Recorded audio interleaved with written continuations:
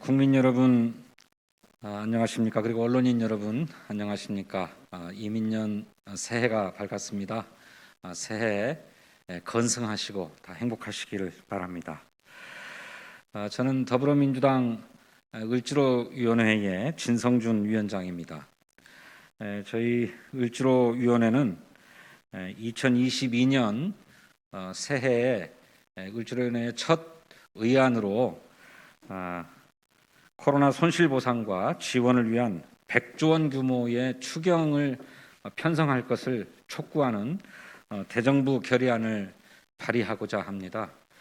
오늘 그 취지와 뜻을 국민 여러분께 설명드리기 위해서 이 자리에 섰습니다.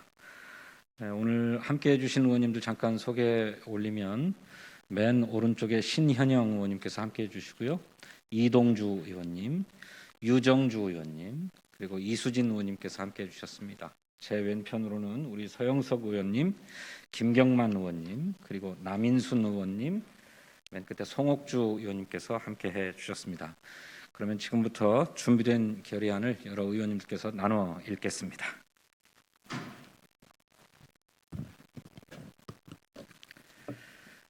코로나 손실보상 100조 추경 촉구 결의안을 여야 합의로 통과시킬 것을 제안합니다.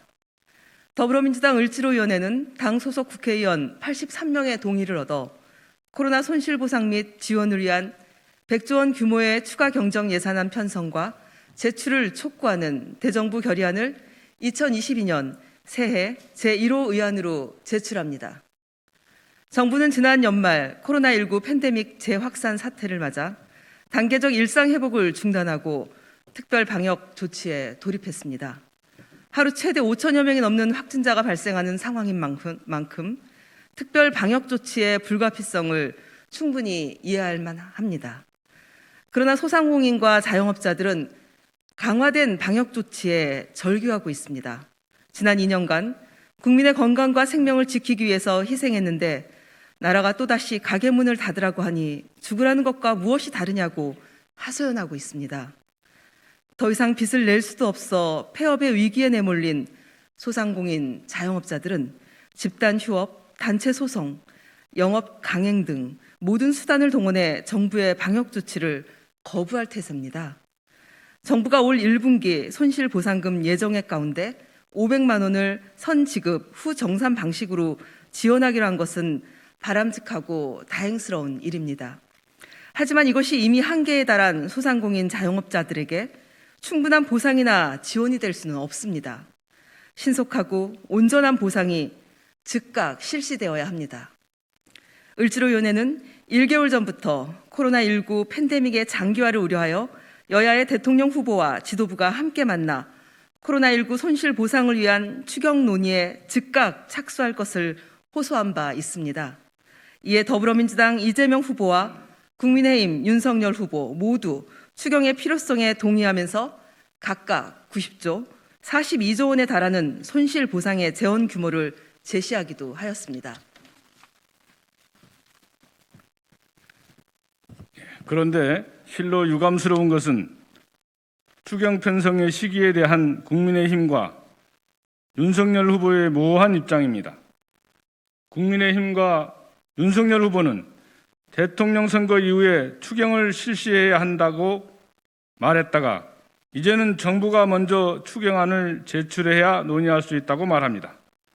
심지어 낙선하면 추경 안 할 것이냐는 질문에 대해 공약이 원래 다 그런 것 아니냐며 국민을 코로나19 손실보상 추경으로 매수하려는 의도에서 더 나아가 낙선하면 반대할 수도 있다는 의사마저 드러내고 있습니다. 소상공인과 자영업자들의 처지는 하루하루가 그야말로 피를 말리는 상황인데 어찌하여 대선 이유를 말하고 정부가 먼저 추경안을 내놓아야 한다고만 하는지 모르겠습니다. 재정 건전성을 금과옥조로 여기는 재정당국이 추경에 따른 국채 발행을 매우 부담스러워한다는 것은 주지의 사실이며 선거를 겨냥한 선심성 추경이라는 야당의 비난 역시 늘 반복되어 왔던 일임을 감안하면 정부가 새해 백두에 추경안을 편성해 제출하는 것은 쉽지 않은 일입니다. 이를 모를 리 없는 야당이 정부에게 추경안을 먼저 제출하라고 요구하는 것은 책임 떠넘기기에 불과합니다. 이에 을지로위원회는 코로나19 손실보상과 지원을 위한 100조 원 추가 경정 예산안 편성을 촉구하는 대정부 결의안을 제출하고 여야가 이를 초당적 합의를 통해 통과시킴으로써 코로나19 팬데믹 재확산에 따른 국민의 희생과 고통의 정치적 책임을 다할 것을 제안합니다.